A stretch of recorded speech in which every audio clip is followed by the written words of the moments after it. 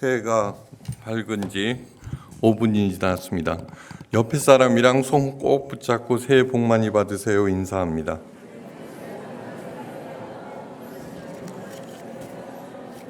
네. 새해 복 많이 받으시기 바랍니다.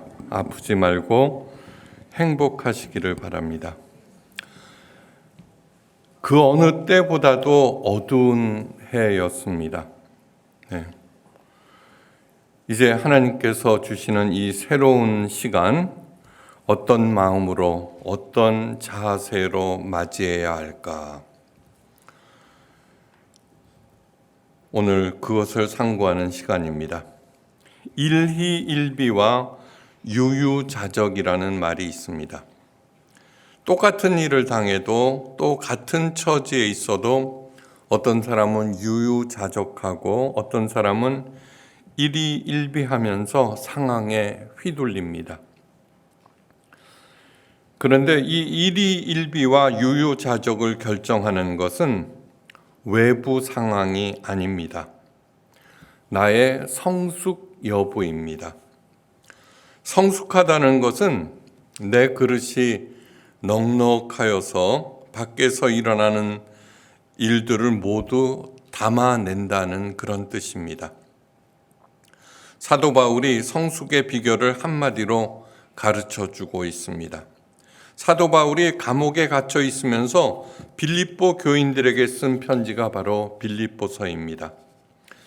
인권이 제대로 보장되지 않았던 당시의 감옥은 오늘날보다 훨씬 더 열악했으며 당시 기독교인들에 대한 적개심으로 그 고난은 상상을 초월합니다. 그럼에도 불구하고 사도 바울은 빌립보서에서 감사와 기쁨이라는 단어를 무려 14번에 걸쳐서 사용하고 있습니다. 그 혹독한 상황에서도 감사와 기쁨이 넘쳤던 이유를 스스로 이렇게 설명하고 있습니다. 내가 궁핍함으로 말하는 것이 아니라 어떠한 형편에서든지 나는 자족하기를 배웠노니 나는 비천에 처할 줄도 알고 풍부에 처할 줄도 알아 모든 일 곧 배부름과 배고픔과 풍부와 궁핍에도 처할 줄도 아는 일체의 비결을 배웠노라. 이어서 유명한 고백을 합니다. 내게 능력 주시는 자 안에서 내가 모든 것을 할 수 있느니라. 이 말씀은 내가 종교 생활을 열심히 하고 있으니 하나님께서 어여삐 보셔서 무슨 일을 해도 만사 형통하게 한다는 그런 뜻이 아닙니다.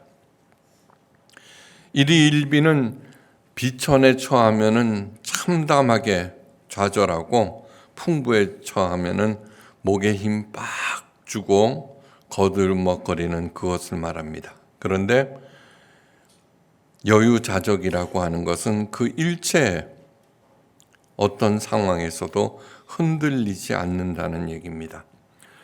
하나님의 도우심으로 삶의 일체의 비결을 배워서 삶의 높낮이에 일희일비하지 아니하고 늘 감사와 기쁨으로 반응할 수 있게 되었다는 것입니다.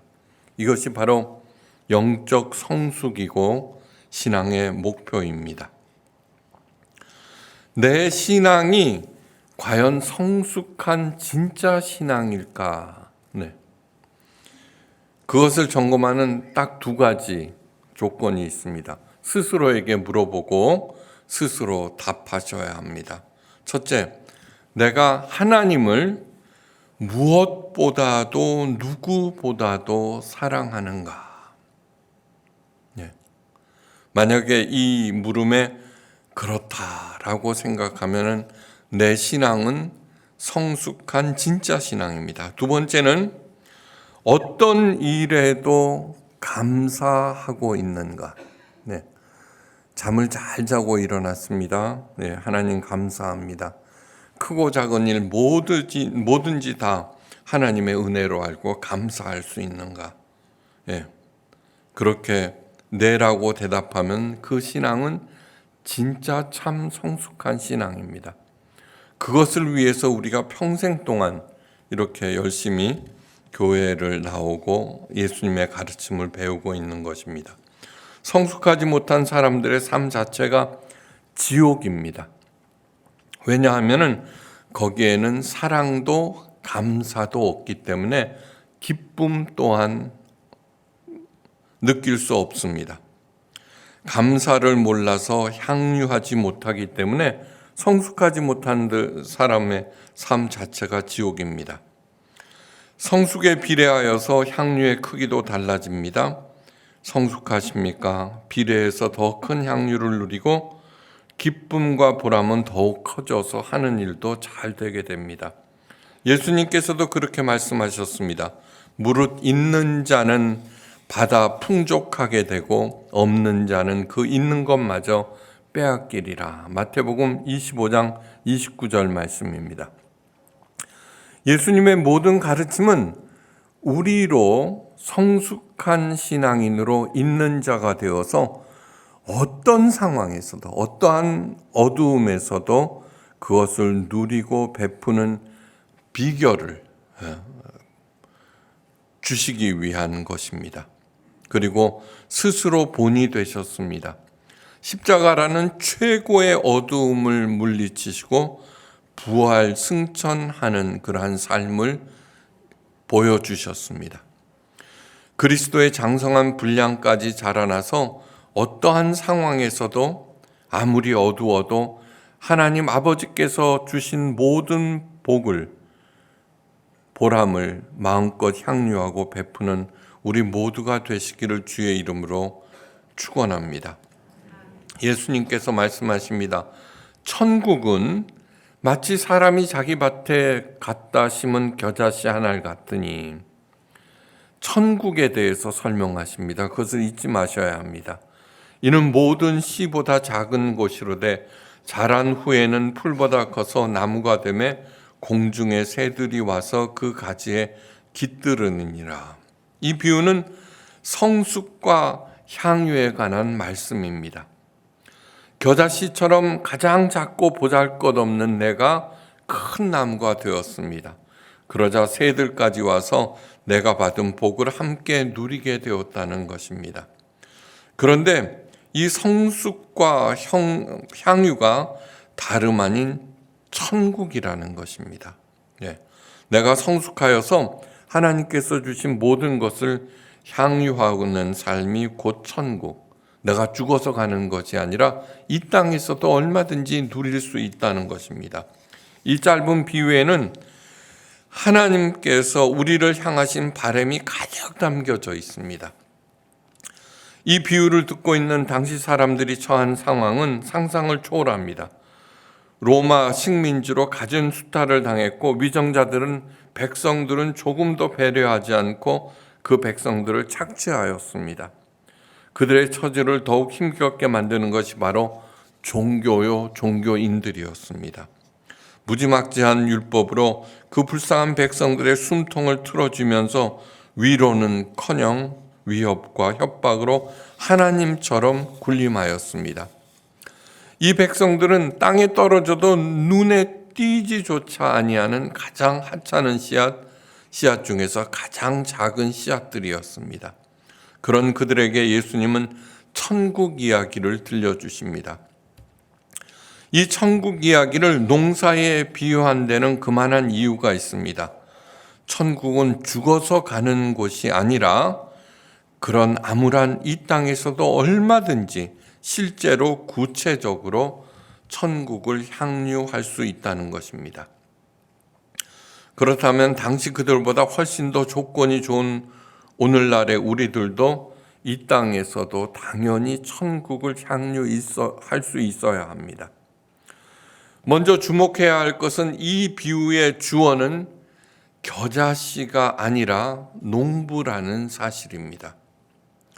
농부가 씨앗 중에서 가장 작은 씨앗인 겨자씨, 소망도 미래도 없는 겨자씨를 땅에 뿌립니다.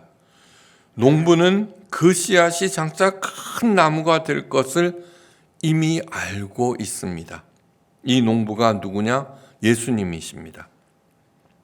예수님께서 이 땅에 오신 이유는 절망의 척박한 땅에 하늘의 큰 소망을 심기 위해서 그리하여서 그 가르침을 몸소 행하는 우리들이 천국을 누릴 수 있게 하기 위해서 오셨다는 것을 잊어서는 안 됩니다. 그렇게 씨를 뿌리자 하늘 아버지께서 햇빛과 비를 주셔서 그 씨앗을 키우십니다. 씨앗은 그에 힘입어 메마른 대지를 뚫고 싹을 틔우며 열심히 자라납니다. 성숙과 성장의 의지는 가장 중요합니다. 어떤 상황에서도 내가 자라나리라 성숙하리라 결단하는 것은 우리들이 해야 하는 가장 중요한 것입니다. 그런데 여기서 반드시 알아야 할 것은 내 스스로 크라는 것이 아닙니다. 하나님의 약속과 보호와 공급을 믿고 소망 가운데 한 걸음씩 내디디라는 것입니다. 소망의 근거는 주변의 상황도 내 의지도 내 조건도 아닙니다. 소망의 근거는 나를 반드시 큰 나무로 키우시겠다는 하나님, 그 하나님의 약속과 그 약속을 성취시키는 하나님의 능력, 바로 그것이 큰 이 말씀의 소망의 근거입니다. 다시 말씀드립니다. 이 비유의 주어는 겨자씨, 내가 아니라 농부라는 사실입니다. 가장 궁극적인 주어는 여호와 하나님이십니다. 하나님께서 자라나게 하십니다. 추운 시베리아 강제 수용소에서 자라난 큰 나무 한 그루가 있습니다. 예수님의 비유가 문자 그대로 실현된 아름다운 이야기입니다. 소련 스탈린 시대에 보리스 콤펠트라는 젊은 의사가 반정부 활동을 하다가 체포되어서 시베리아 강제 수용소에 끌려가서 수용소 병원에서 강제 노역을 하였습니다. 그곳에서 한 신실한 그리스도인을 만나서 이 보리스 의사가 예수님을 영접하게 됩니다. 그리고 결심합니다. 언제 어디서나 복음을 전하겠다. 그리고 이웃을 사랑하며 도우며 살겠다라는 결단입니다.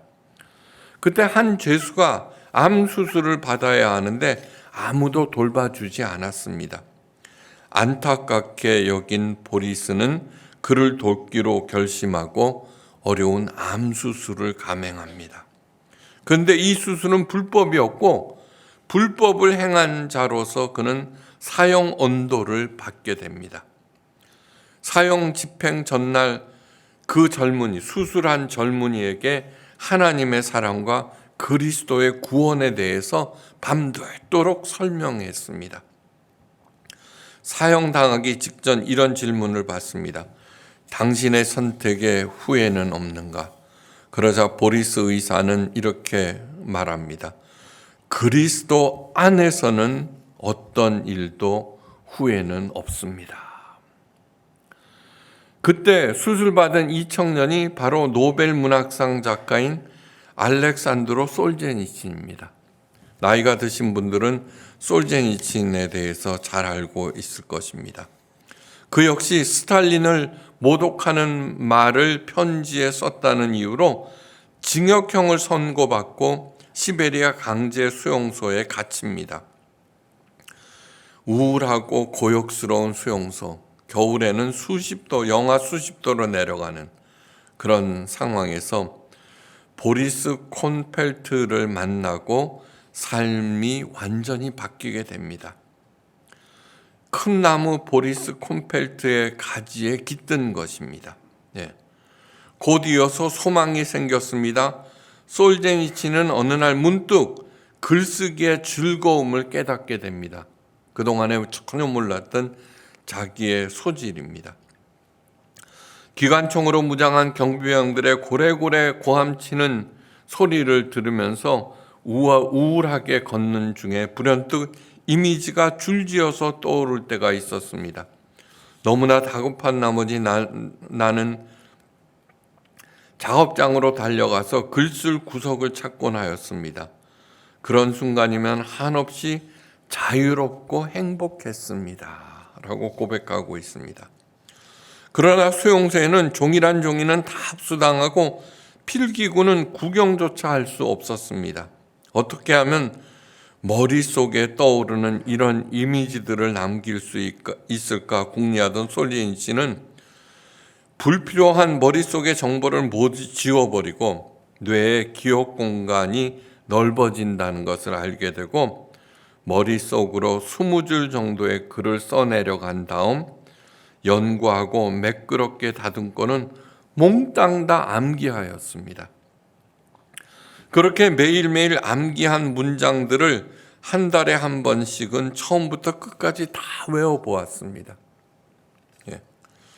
그런 생활이 2년이 지난 후 솔제니친의 머리에는 무려 1만 2천 행의 구절이 입력되어 있었습니다. 석방되자마자 미친 듯이 종이에 옮겨 적었습니다. 그렇게 해서 탄생한 것이 이반 데니소비치의 하루와 수용소 군도입니다. 그 지난해 보이는 작업이 노역이 아니라 지옥을 이기게 하는 큰 기쁨이었습니다. 그 작품으로 솔제니치는 노벨 문학상을 수상하게 됩니다. 춥고 배고프고 비인간적인 시베리아 강제 수용소의 참상을 알린 이반 데니소비치의 하루의 내용은 그러나 결코 황량하고 비정하지가 않습니다. 때로는 미소까지 짓게 하는 따뜻한 이야기들이 이어집니다. 수용소의 극악도 자유롭고 행복한 솔제니친의 영혼을 죽일 수가 없었다는 그런 증거입니다. 시베리아 수용소에서도 솔제니친은 바로 성숙과 향유를 이루었다는 것입니다. 훗날 솔제니친은 기독교의 노벨상이라는 템플턴 시상식에서 유명한 말을 남깁니다. 사람들이 하나님을 잊은 게야. 현대인들의 가련하고 삭막한 삶을 비판한 이 말은 6천만 명이나 되는 생명을 말살한 스탈린의 포악상을 바라보면서 러시아 할머니들이 했던 말이기도 합니다. 왜 사람이 저렇게 포악해질까? 사람들이 하나님을 잊었기 때문이라는 것입니다. 왜 이런 일들이 우리나라에서 벌어질까요? 하나님을 모르기 때문입니다. 사람들이 하나님을 잊자 온갖 험한 일들을 서슴없이 저지릅니다. 그러나 내 안에서 하나님을 회복하면은 그 일이 중단되고 좋은 일이 일어나기 시작합니다. 내 신앙이 성숙한 참신앙일까? 점검하는 두 가지 절대로 잊지 마십시오. 첫째, 무엇보다도 누구보다도 하나님을 사랑하십시오. 사랑은 대단히 구체적인 것입니다. 사람을 사랑하든 어떤 대상을 사랑하든 하나님을 사랑하십시오. 제가 가장 좋아하는 찬송가, 구주를 생각만 해도 이렇게 좋은데 그 얼굴 배울 때 얼마나 좋을까. 하나님에 대한 사랑이 이 삶에서 일어나는 생생한 것이 되도록 아무리 작은 일이라고 하더라도 감사할 수 있는 오프라 윈프리 미혼모에다가 뚱뚱한 고등학교도 제대로 졸업하지 못한 여자가 최고의 영향력 있는 여자가 될 수 있었던 것은 어느 날 교회에서 배운 목사님의 설교 때문에 작은 노트에다가 매일매일 감사를 제목을 적었습니다. 하나님, 커피 맛있게 먹었습니다. 감사합니다. 오늘 일찍 자게 해주셔서 감사합니다. 감사요법이 가지고 있는 그 막강한 힘, 그것은 궁핍에 처해도 부에 처해도 내가 흔들리지 아니하고 유유자적할 수 있는 비결입니다. 겨자씨 같은 내가 큰 나무가 되기 위해서 가장 먼저 해야 할 일은 하나님만을 사랑하며 하나님만을 의지하는 일. 내가 해야 할 일은 사람 의존증에서 벗어나는 일입니다. 어떤 사람이든 내 자신을 맡길 만한 존재가 되지 못합니다. 하나님만을 의지하는 것. 성숙과 향유의 반대말은 집착과 중독입니다. 사랑과 그 겉모습이 가장 유사한 것이 집착입니다. 사람들은 집착하면서 사랑한다고 착각합니다. 가장 무서운 착각입니다. 집착이란 생각 없이 내 자신을 그 대상에게 맡겨버리는 것을 말합니다. 그래서 그 집착의 대상에 의해서 일희일비하고 그것이 사라지면 그 자신도 무너집니다. 성숙은 누리며 베풀어 더 큰 성숙으로 가게 하지만 집착은 중독되게 만들어 더 깊은 지옥으로 빠집니다. 그래서 하나님께서는 이사야 선지자를 통하여 내가 의존하는 모든 것을 제하여 버리시겠다고 공언하셨습니다. 이사야서 3장 1절에서 2절. 보라, 주 만군의 여호와께서 예루살렘과 유다가 의뢰하며 의지하는 것을 제하여 버리시되 곧 그가 의지하는 모든 양식과 그가 의지하는 모든 물과 용사와 선지자와 장로와 귀인들과 그러면서 쭉 나옵니다. 사람을 의지해서도 안 됩니다. 생명과 같은 물, 돈, 남편, 아내나 자녀 등 물건이든 사람이든 없애겠다는 것입니다. 왜요? 오직 하나님만을 의지하기 위해서. 그래서 여기서 정말 중요한 것이 있습니다. 하나님을 의지하는 방법입니다. 우리 어리석은 사람들은 하나님을 사랑하는 대신 하나님을 집착합니다. 바로 기복신앙이 하나님에 대한 집착입니다. 그래서 기복신앙자들은 아무리 열심히 종교 생활을 해도 결코 자라나지 않고 성숙하지 못합니다. 세상 사람들이 돈에 집착하든 기복신앙자들은 하나님께서 내려주신다는 복에 집착하기 때문입니다. 하나님은 우리를 사랑하십니다. 바로 이 사랑이 성숙의 밑거름입니다. 그 사랑을 사도 바울이 이렇게 말합니다. 사랑은 모든 것을 참으며 모든 것을 믿으며 모든 것을 버리며 모든 것을 견디느니라. 즉 사랑은 상대방의 가치를 알고 그가 성숙하도록 도와주는 것입니다. 그래서 내가 하나님을 가장 사랑해야 되고 그 하나님의 큰 사랑에 내 자신을 맡길 때 겨자씨 같은 작은 씨앗인 내가 큰 나무로 저절로 자라나게 되는 것입니다. 큰 나무가 되기 위해서 우리도 하나님을 사랑해야 합니다. 하나님의 가치와 그분의 뜻을 헤아리고 살아가야 합니다. 다시 말해서 하나님께서 나에게 무엇을 바라시는지, 왜 믿으시며 왜 참으시며 왜 견디는지 헤아리셔야 합니다. 기복신앙은 그런 모든 것을 전혀 생각하지 않고 내가 원하는 것을 달라고 떼쓰는 것입니다. 장성한 자녀가 그저 부모님께 자신이 원하는 것만 달라고 조른다면 그는 볼 것도 없이 이미 끝난 것입니다. 오늘 본문에서 풀이 큰 나무가 되었다고 말씀하십니다. 존재의 근본적인 변화를 뜻합니다. 즉 새로운 존재로 거듭났다는 것입니다. 예수님께서 말씀하십니다. 물과 성령으로 거듭나지 아니하면 하나님 나라에 들어갈 수 없느니라. 큰 나무가 되기 위해서는 무엇보다도 성령을 받으셔야 하는데, 성령을 받는다는 것은 방언이 터지고 예언을 하고 병 고치는 능력이 생기는 그런 것이 절대로 아닙니다. 여호와 하나님이 나의 아버지가 되시고 예수님이 진짜 나의 구주가 되심을 믿게 되면은, 진심으로 스스로에게 물어보고 예라고 대답하게 되면 이미 성령을 받으신 것입니다. 성령을 받았다면 그분의 인도함을 따라야 합니다. 성령은 우선 예수님의 가르침을 생각나게 하는 진리의 영이라고 말씀하셨습니다. 왜요?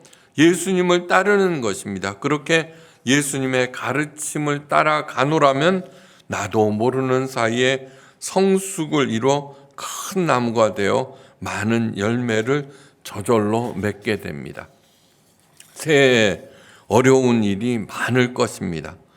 큰 나무가 되어 어떤 일에도 흔들림이 없는 영적 장자가 되시기를, 그래야 해서 배나 되는 복을 누리시고 모든 일에 일희일비하지 아니고 유유자적한 당당한 자녀들이 되시기를 간절히 바랍니다.